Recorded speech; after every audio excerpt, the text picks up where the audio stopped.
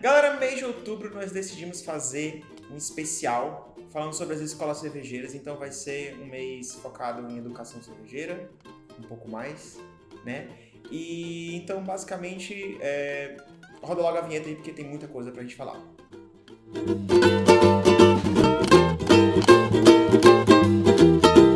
Galera, o vídeo de hoje é sobre escola alemã, e aí a gente vai dividir isso em tópicos aqui embaixo na descrição, vocês vão ver. Vocês vão clicar lá no tempinho e vocês vão direto para a parte que vocês quiserem do vídeo, beleza? A escola alemã, ela contempla também estilos da Áustria e da República Tcheca. A produção de cerveja na Alemanha medieval, ela começou como uma tarefa doméstica, né, pelas mulheres das tribos germânicas, as Wales Wives, né, que são as matriarcas, que eram encarregadas de fazer as receitas, né, de produzir a cerveja. Só para a gente ter uma situação cronológica, isso é em média do século VIII, depois de Cristo. E com o passar do tempo, né, pessoal, essa demanda foi aumentando e a responsabilidade da produção passou para a igreja, né, com os monges e freiras produzindo nos mosteiros, que eram bem populares nos vilarejos medievais. E nessa época, poucas pessoas eram alfabetizadas, então poucos sabiam ler, e os mosteiros é que tinham livros e receitas, processos, né, detinham o conhecimento de processos cervejeiros. E aí é importante a gente falar sobre isso porque um dos principais mosteiros dessa época, né, fundado por volta dos anos 700, mas ele começou a produzir cerveja em 1040, foi a Weihenstephaner. A Weihenstephaner hoje, pessoal, é a cervejaria mais antiga do mundo em atividade até hoje, né? No ano 2040 ela vai fazer 1000 anos de idade de produção de cerveja, né? E hoje ela é uma estatal alemã, ela é cervejaria, ela é uma instituição de ensino cervejeiro e ela é o maior banco de leveduras do mundo. Também se atribui aos alemães o uso do lúpulo pela primeira vez, né? O lúpulo já era uma coisa plantada lá desde o século III, assim, faz muito tempo que o alemão utiliza lúpulo, mas não para fazer cerveja. Eles utilizavam o chá do lúpulo como um calmante, e essa é uma das propriedades medicinais que o lúpulo tem. Na cerveja, o lúpulo foi estudado por uma monja, né, chamada Hildegard von Bingen, ou Hildegard de Bingen. Bingen é o nome da cidade, que ela tinha um mosteiro. E ela ficou muito famosa, não só pelo uso do lúpulo na cerveja, não só por ser uma mestre cervejeira, mas por muitas outras coisas também. E é interessante dar uma pesquisada sobre ela, porque ela tem uma coisa bem interessante, uma história bem interessante. Antes do lúpulo se utilizava o Gruit. O que é Gruit? Gruit, ele é uma mistura de várias ervas e condimentos que faziam esse papel do lúpulo, né, de dar o amargor, o sabor e o aroma da cerveja. Então era muito mais complexo e mais difícil você utilizar o Gruit, que tinha que ter vários tipos de plantações diferentes para depois fazer o blend. E o lúpulo veio para facilitar e melhorar ainda mais a qualidade, otimizar a produção da cerveja. E aí a gente chega na Reinheitsgebot. What? Reinheitsgebot, pessoal, é aquela lei da pureza alemã. Todo mundo já deve ter ouvido falar ou já visto em um rótulo de alguma cerveja. É muito comum você ver isso nos rótulos. E tem cerveja que gosta de estampar assim, né, bater no peito, que é feita com a lei da pureza. E não é nada demais, na realidade é só uma lei que controlava o uso de insumos, né, o uso dos ingredientes cervejeiros para não faltar. Então, na primeira versão dessa lei, era utilizado o malte de cevada, a água e o lúpulo. Não se detinha conhecimento ainda sobre as leveduras, né, bactérias e fungos, eles não tinham sido ainda descobertos. Essa lei foi promulgada em 1516 pelo Duque da Baviera, Guilherme IV, ou Wilhelm IV, né, que ela gosta de traduzir o nome dos duques e reis, não sei porquê, mas enfim. E é interessante a gente ver isso aí porque era a Anvisa da época, né, era o primeiro marco de controle de insumos, né, de ingredientes que podiam ser utilizados para fazer um determinado produto. E já nessa época mais moderna, se atribui também aos alemães, né?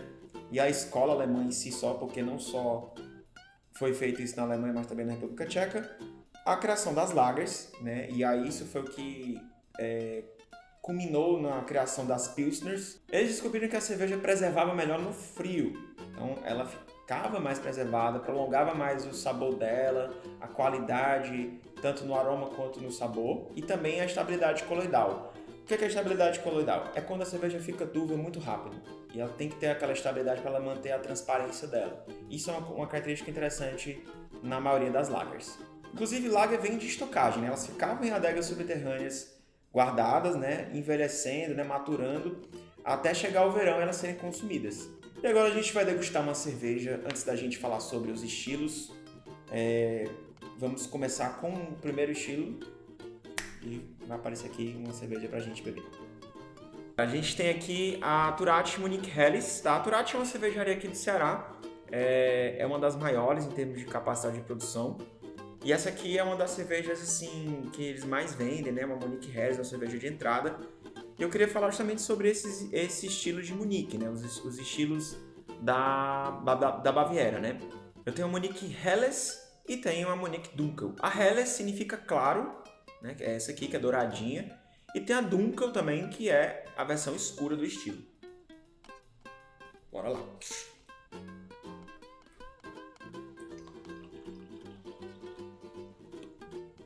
Bom, pessoal, o que a gente pode esperar de uma Munich Helles, né?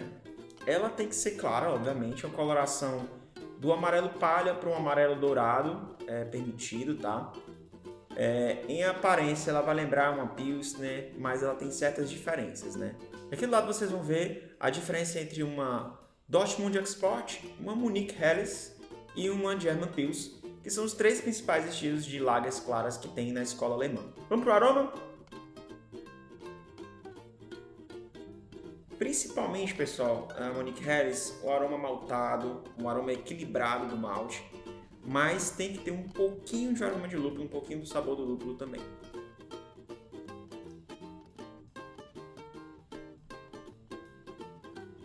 Leve, refrescante, não é aquela coisa super amarga nem nada disso, é uma cerveja ótima para refrescar. E esse é o estilo tradicional de cerveja de Munique. Na versão Dunkel, tem essa semelhança também. Ela é uma cerveja leve e refrescante, só que um pouquinho escura. Ah, mas eu já bebi uma cerveja alemã escura que era muito torrado, tinha um gosto de café.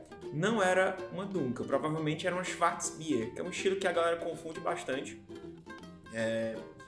A Schwarzbier está mais para uma Stout versão lager da escola alemã do que para uma cerveja escura leve. Continuando os estilos, temos a Bohemian Pilsner e a German Pils. São dois estilos que são da escola alemã, né? Um criado na República Tcheca e outro criado, né, na Alemanha, a versão alemã desse estilo. Caso você não conheça, eu não vou falar aqui, eu vou deixar para você assistir em outro vídeo que eu explico melhor e mais detalhadamente. Tem um vídeo no card lá no final e também pode ficar aqui na descrição. Continuando, ainda no sul da Alemanha, né, lá na Baviera, né, no estado da Baviera, nós temos as Weiss, são cervejas de trigo. Essa cerveja não é uma lager, né? Ela é da família das ales, são de alta fermentação. E a cerveja de trigo, ela não leva somente trigo, ela leva trigo e malte de cevada também. Só que ela tem esse aroma um pouco mais frutado, né? Por conta do tipo da fermentação e o tipo de levedura que ela utiliza. É também uma cerveja bem leve, refrescante, fácil de beber, mas tem uma pegadinha mais ali de corpo, né? Uma complexidade um pouco mais no aroma e no sabor. Já eu vou degustar uma, né? Deixa eu terminar esse copo aqui, já. Outra característica que é bem interessante dos estilos de escola alemã é que cada região meio que tem o seu próprio estilo. Eles têm uma cultura muito focada no beba local, né? Que é uma coisa que todo mundo deveria adotar, na realidade, que é bem interessante você prestigiar os estilos e as cervejarias locais. E aí eu vou falar alguns estilos específicos de alguns locais. Em Einbeck eu tenho a Bock, que é uma lager, né? Uma lager mais maltada, mais caramelada. Tem também a versão clara dela, que é a Helles, ou também conhecida como Maibock. Da mesma maneira, bem maltada, né? Tem um pouco mais de corpo ali, uma lager, mas não tão amarga, não é uma cerveja tão lupulada assim. Indo para Bamberg, eu tenho a Rauchbier, ou Rauchbier. A cerveja defumada, Rauch significa fumaça em alemão. E essas cervejas têm essa característica de ter um aroma de bacon, né? O malte ele passa por uma secagem com madeira, né? E aí essa madeira está queimando para dar um aroma mais forte ali do defumado. Uma Rauchbier ela pode ter várias bases diferentes. Eu posso ter uma cerveja de trigo, versão Rauchbier. Eu posso ter uma Märzen, eu posso ter uma Bock, eu posso ter uma Lager clarinha e leve, mas com aroma de bacon, aroma de defumado. E é uma coisa bem interessante, bem complexa, porque você pode brincar com vários estilos diferentes também. Kohl e Düsseldorf. Cologne também conhecido como Colônia, né? São duas cidades que têm uma rivalidade entre dois estilos de cerveja.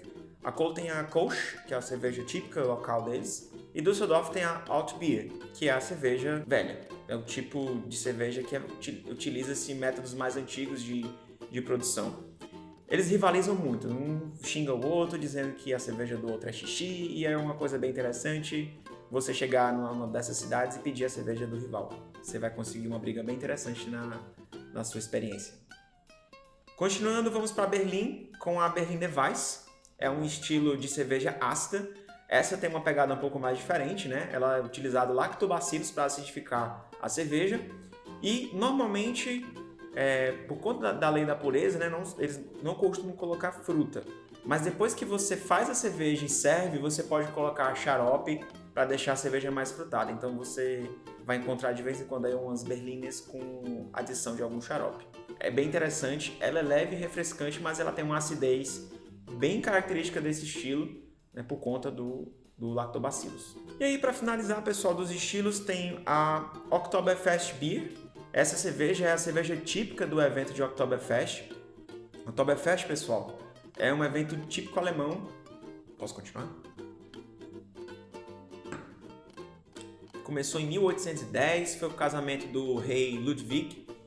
E desde então ele comemora todos os anos até ele ter morrido, e depois de ter morrido ele continuou comemorando em espírito.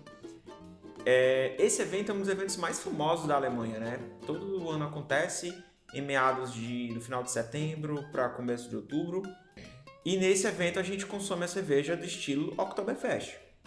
Também é conhecido como Märzen. Märzen significa março. Ela é feita em março. Ela é feita um lagering, né, uma maturação a frio, até o dia do Oktoberfest. Hoje em dia tem uma versão um pouco menos maltada, um pouco menos, dizer assim, caramelizada dela. Não é exatamente caramelizada, mas ela tem um pouquinho de nota de biscoito, por causa do malte que é utilizado nela. E a versão mais leve dela se chama Festbier, é uma versão mais moderninha, mais adaptada aos paladares populares. Segunda cerveja que a gente vai degustar hoje, pessoal, eu quis nesse vídeo, né, já que é para a gente falar um pouco mais de uma maneira mais educativa e apresentar estilos de cervejas típicos alemães, eu queria utilizar referências de estilo. Uma das cervejas vai ter que ser de referência de estilo e o outro, uma cerveja local, né? Eu comecei lá pela Munich Helles, porque é a mais leve, né? E em seguida eu vou agora para Paulaner Dunkel. Tá? Não é Dunkel, tá, pessoal? É Dunkel. Significa escuro em alemão.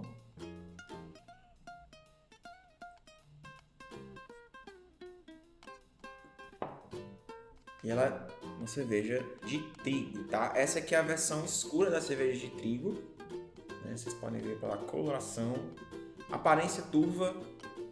Toda cerveja de trigo tem aparência turva, a não ser que ela seja filtrada, né? Tem a versão cristal, que eles chamam, que é a versão filtrada dela. Coloração é um marrom, um alaranjado quase marrom. Na luz aqui ela puxa para um alaranjado, mas quando a gente vai um pouco mais aqui para a sombra, ela tem uma coloração marrom por conta até da turbidez, né? Essa turbidez, pessoal, é a levedura em suspensão. Isso é uma coisa bem interessante, que dá não só a textura, mas também muito aroma para essa cerveja, dá o aroma de ésteres frutados, né? E aí eu tenho notas de biscoito de forno, né? Um biscoito mais torrado, uma tosta, né? Caramelo, e o frutado, que lembra um pouco aí um doce de banana, né? Uma casca de banana, que é o acetato de isoamila, que é o nome do éster.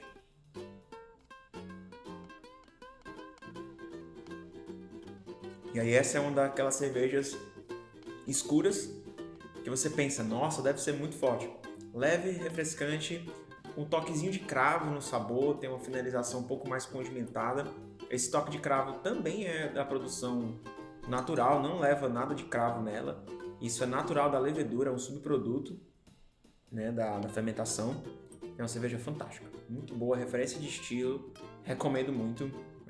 vocês provarem essa cerveja, é muito legal. Então, pessoal, resumindo basicamente essas características da escola alemã, uma grande variedade de sabores e estilos, apesar dessa limitação da Reinheitsgebot, da lei da pureza, água, malte, lúpulo, levedura, os cervejeiros alemães eles conseguiram, na criatividade, adicionar certos sabores, né, à cerveja com uma levedura diferente, que dá um toque mais frutado, mais condimentado, ou ácido, né, no caso da Berliner Weiss, né, com a utilização das bactérias, com o lactobacillus. No meio dessa dificuldade, eles encontraram essa maneira de criar estilos bem típicos, regionais, com características bem distintas umas das outras. A maioria dos estilos são lagers, né, apesar de ter muita ale também. Como os caras foram responsáveis, né, por descobrir o lagering, né, o processo de fermentação e maturação da cerveja a frio, é normal eles usarem muito isso, né? E aí, bem legal, né? Cada região tem seu próprio estilo e suas características. Galera, a gente vai ficando por aqui. Deixa seu comentário aí embaixo. Vamos conversar um pouquinho sobre a escola alemã. Se vocês acham que faltou alguma coisa, comenta que eu respondo para vocês, tá certo? E a gente vai continuar esse vídeo. Vai ter ainda a escola inglesa, vai ter ainda a escola belga, a escola americana. E vai ter um videozinho especial depois no final sobre um outro assunto que é bem interessante, que a galera gosta de polemizar. Tá bom? Valeu, galera. Saúde!